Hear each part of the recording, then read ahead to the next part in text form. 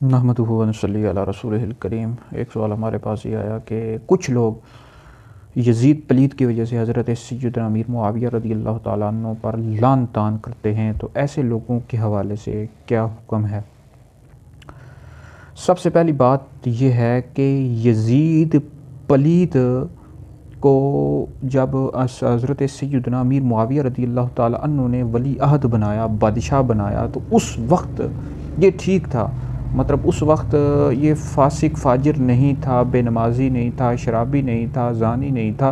ये बाद में इसके हालात ख़राब हुए हैं। तो ये आप तारीख़ इब्न कसीर, तारीख़ इब्न खुल्दून, तारीख़ तिबरी, सब तारीख़ी कुतुब में मौजूद है कि उस वक्त ये ठीक था, बाद में इसके हालात ख़राब हुए। हज़रत सैयदना अमीर मुआविया रज़ी अल्लाह तआला अन्हु को इसके ये हालात नहीं पता थे, तभी तो आपने उसको बादशाह बनाया, उसको वली अहद बनाया।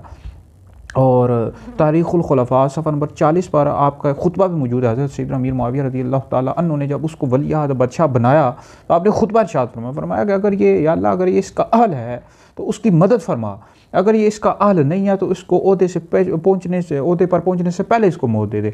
इसी तरह बिदाया व निहाया में भी आपका एक खुतबा मौजूद है। तो आपको इस बात का इल्म नहीं था। बाद में यजीद पलीद, फासिक, मोलिन, बेनमाजी, शराबी, जानी और दीगर इसके मामलात ख़राब हुए और अहले बैत पर इसने जुल्म व सितम किया है। हज़रत सैयदना अमीर मुआविया रज़ी अल्लाह तआला अन्हु के दौर में काम नहीं हुए। तो अगर आपको इस बात का इल्म होता तो हरगिज़ भी आप इसको वली अहद बादशाह न बनाते। तो लिहाजा हज़रत सैयदना अमीर मुआविया रज़ी अल्लाह तआला अन्हु पर लान तान करना ये हराम है और ऐसा बंदा जहन्नम का हकदार है।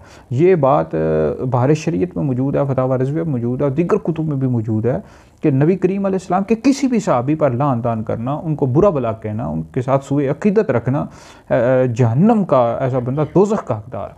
और मिशकात शरीफ में, मुस्लिम शरीफ में और दीगर भी तिरमिज़ी में ये हदीस मौजूद है। नबी करीम अलैहिस्सलाम ने इरशाद फरमाया, मफ़हूम अर्ज़ कर रहा हूँ कि मेरे सहाबा के बारे में अल्लाह रब्बुल इज़्ज़त से डरो, उनको मेरे बाद तनकीद का निशाना मत बनाओ।